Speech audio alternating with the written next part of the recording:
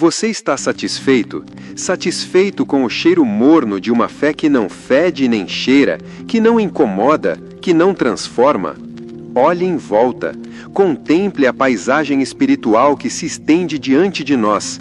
Um vasto campo de sepulcros caiados, brilhantes por fora, mas repletos de ossos secos por dentro. Vemos igrejas abarrotadas, com suas luzes ofuscantes e seus sons ensurdecedores. Mas onde está o poder? Onde está o quebrantamento? Onde estão os homens e mulheres que tremiam diante da santidade de Deus? Onde estão aqueles que, ao ouvir uma pregação, eram lançados de joelhos em agonia pelo seu pecado e não em êxtase por uma emoção passageira? Este não é um tempo para palavras suaves, para sussurros tranquilizadores que embalam a alma em um sono mortal. Não, este é um tempo para o rugido da verdade, para o trovão do arrependimento que estremece os fundamentos de um mundo complacente e de uma igreja apóstata. Digo-lhe, o evangelho que é pregado em muitos púlpitos hoje não é o evangelho que transformou o mundo, que esvaziou sepulcros e encheu os céus. É um evangelho diluído, adoçado, um suco ralo sem o gosto amargo e essencial da cruz, sem o cheiro pungente do sacrifício, sem o fogo purificador do Espírito Santo. É o evangelho do consolo, uma pílula açucarada para almas doentes, que promete paz sem batalha, vitória sem luta e céu sem arrependimento genuíno. E que venha o choque, que venha a indignação, pois a verdade, meus amigos, é uma espada de 2 gumes, e ela vem para cortar. Ela vem para expor as mentiras que temos abraçado, as idolatrias que temos adorado, as conveniências que temos priorizado acima da glória de Deus. Estamos confortáveis demais em nossos bancos acolchoados, com nossos louvores repetitivos e nossas mensagens vazias, enquanto o mundo ao nosso redor se desintegra e as almas despencam no abismo da eternidade. Você se atreve a olhar para o céu e dizer que está tudo bem? Você se atreve a olhar para o inferno e dizer que não há urgência? A Bíblia, a palavra viva e poderosa de Deus, não nos dá margem para interpretações convenientes. Ela não nos permite escorregar para uma fé sem custo, um cristianismo sem cruz. Ela clama por uma santidade radical, por um arrependimento que dói até os ossos, por uma oração que move montanhas, por um avivamento que varre a nação. Mas onde está essa santidade hoje? Onde está o quebrantamento? Vemos uma geração que busca bênçãos sem buscar o abençoador, que anseia por poder sem ansiar pela pureza, que fala de céu enquanto vive para a terra. Permita-me perguntar-lhe, com a gravidade de um sentinela no muro, onde estão os Gideões? Onde estão os poucos que não se curvam ao altar de Baal da cultura moderna, que não se misturam com o mundo, que não comprometem a verdade por popularidade? Onde estão aqueles que se recusam a aceitar um evangelho sem renúncia, sem sacrifício, sem o sangue de Cristo purificando cada fibra do seu ser? A igreja se tornou um museu de crentes aposentados, guardiões de uma fé que não funciona, que não quebra as cadeias do pecado, que não liberta os cativos. Estamos satisfeitos em ser bons o suficiente, em manter as aparências, em frequentar o culto dominical e depois viver como o mundo durante a semana. Que afronta ao Deus Altíssimo, que zombaria do sacrifício de Cristo. O Evangelho do Consolo promete uma vida sem atritos, sem confrontos, sem a necessidade de lutar contra a carne e o diabo. Ele sussurra que você é bom o suficiente, que Deus entende, que a graça é uma licença para a licenciosidade. Mentira! Uma mentira forjada nas profundezas do inferno para arrastar mais almas para a perdição eterna. A graça de Deus é poder para vencer o pecado, não permissão para pecar. É uma força transformadora que nos leva a odiar o que Deus odeia e a amar o que Deus ama. Mas a grande tragédia é que muitos hoje não conhecem essa graça. Eles conhecem apenas uma versão falsificada, uma imitação barata que lhes dá um senso de segurança sem a realidade da salvação. Eles cantam sobre avivamento, mas fogem do quebrantamento. Eles falam de poder, mas se recusam a pagar o preço da oração fervorosa. Eles clamam por libertação, mas se agarram aos seus ídolos secretos. É um cristianismo sem Cristo, uma religião sem relacionamento, uma fé sem frutos. E o que dizer da oração? A oração, o termômetro da vida espiritual de um crente, de uma igreja. A oração morreu na sua igreja. Ela se tornou um ritual sem vida, uma lista de pedidos egoístas, um momento para bocejar e esperar que o pastor termine. Onde estão os agonizantes em oração, aqueles que lutam com Deus até que o dia rompa, que não soltam o manto do Senhor até que a bênção seja derramada?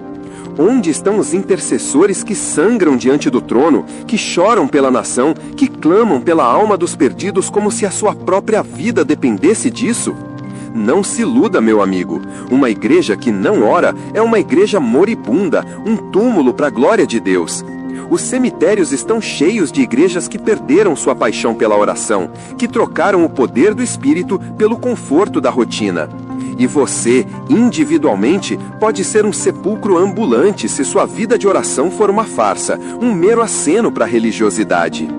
O avivamento, esse anseio profundo em muitos corações, não é um evento a ser programado em um calendário, nem um show de luzes e sons. Avivamento é a invasão do céu na terra, é a glória de Deus quebrando as barreiras do pecado e da complacência, é o Espírito Santo caindo como fogo consumidor que queima o joio e purifica o trigo. Mas por que o avivamento tarda? Não é porque Deus não quer enviar o avivamento, é porque nós não o desejamos o suficiente. Nós não estamos dispostos a pagar o preço. Avivamento não vem a um povo satisfeito com sua mornura, a uma igreja que transigiu com o mundo, a crentes que abraçaram o pecado. Ele vem a corações quebrados, a almas famintas, a joelhos dobrados em agonia e em arrependimento. Ele vem quando nos esvaziamos de nós mesmos e nos enchemos do Espírito de Deus. Vejam bem, o custo da glória é alto, não se engane. Não existe atalho para a presença de Deus. Não há um evangelho fácil que leve à glória. Jesus não prometeu uma vida confortável, mas uma vida de cruz e de renúncia. Ele chamou seus discípulos para abandonarem tudo e segui-lo. Você está disposto a isso? Você está disposto a largar suas idolatrias, suas paixões pecaminosas, suas ambições terrenas e se entregar completamente ao senhorio de Cristo? Ou você prefere o conforto de um evangelho que te promete prosperidade sem santidade e que te diz que está tudo bem ser um cristão medíocre? A supremacia de Cristo não é um conceito bonito para se cantar nos louvores. É uma verdade que deve moldar cada respiração, cada pensamento, cada ação da nossa vida. Ele é o Senhor de tudo, ou Ele não é Senhor de nada. E se Ele é o Senhor, então a sua vida deve ser uma expressão viva de sua santidade, sua justiça e seu amor sacrificial. Mas o que vemos hoje é um cristianismo que tenta colocar Cristo em uma caixa, encaixá-lo em nossas agendas apertadas e relegá-lo a um compartimento da nossa vida, enquanto o resto é dominado por nossos próprios desejos e ambições. Este é o clamor do profeta que vê a tempestade se formando no horizonte.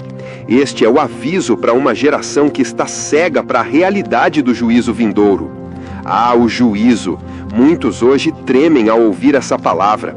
Eles querem apenas ouvir sobre o amor de Deus, sobre a misericórdia de Deus. E sim, Deus é amor, Deus é misericórdia, mas Ele também é justiça implacável e Ele julgará o pecado. O inferno é real, meus amigos. A eternidade é real. E você está se encaminhando para um ou para o outro. Não há muro, não há zona neutra. E o seu evangelho do consolo não te salvará da ira de um Deus santo.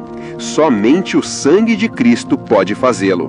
Você está exausto da superficialidade, cansado da religiosidade vazia que não preenche o vazio da sua alma?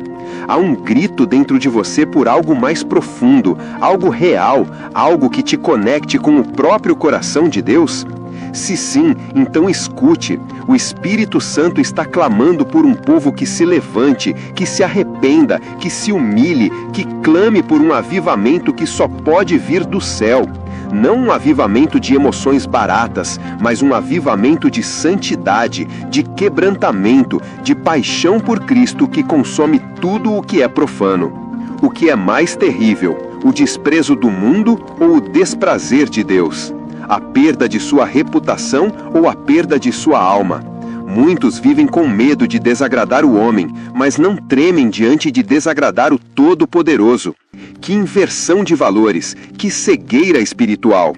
Você está vivendo para agradar a si mesmo, para agradar ao mundo ou para agradar a Deus acima de tudo?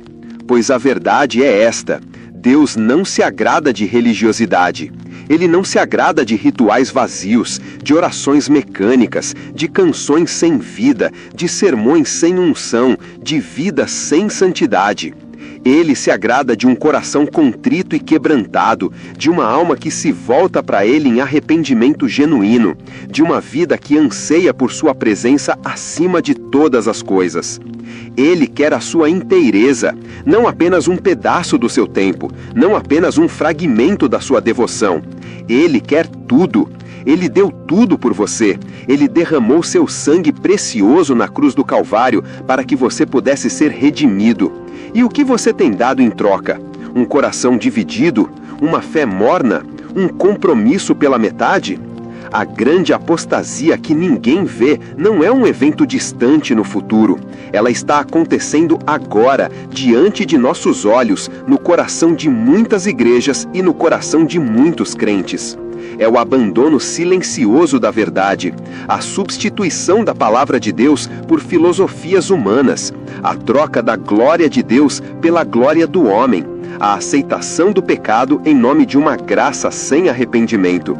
É a diluição do Evangelho, a remoção da cruz, a negação do poder do Espírito Santo, a transformação de Cristo em um mero conselheiro, um amigo que não confronta o pecado. E o pior é que muitos estão tão cegos, tão insensíveis, que nem percebem que estão no meio dela. Você se atreve a olhar para a sua vida e perguntar: eu ousaria morrer por isso? Por esta fé que professo? Por esta doutrina que defendo? Por este evangelho que prego? Se a sua resposta não for um sim retumbante, então algo está terrivelmente errado. O cristianismo não é uma teoria, é uma vida. Não é um clube social, é uma aliança de sangue. Ele exige tudo de você. E se você não está disposto a dar tudo, então você não está vivendo o verdadeiro cristianismo. O que Satanás mais teme não são seus grandes prédios, nem suas orações decoradas, nem seus talentos musicais, nem suas liturgias impecáveis. O diabo treme diante de um homem ou mulher ajoelhado em oração, com o coração em chamas pelo Espírito Santo, com a boca cheia da palavra de Deus e a vida cheia de santidade. Ele treme diante de um crente que não se dobra, que não se vende, que não se cala, que não transige. Ele treme diante do sangue de Cristo aplicado à sua vida, pois sabe que esse sangue tem o poder de quebrar todas as cadeias do inferno. Amigo, a urgência dos últimos dias não é um tema para especulações teológicas, mas um chamado à ação imediata. O tempo é curto, a noite se aproxima. Você está preparado para a vinda do Senhor? Você está vivendo de tal forma que se ele voltasse hoje, você o encontraria com alegria e não com vergonha? Ou você está vivendo como se tivesse todo o tempo do mundo, acumulando tesouros na terra, buscando prazeres passageiros e negligenciando a sua alma imortal?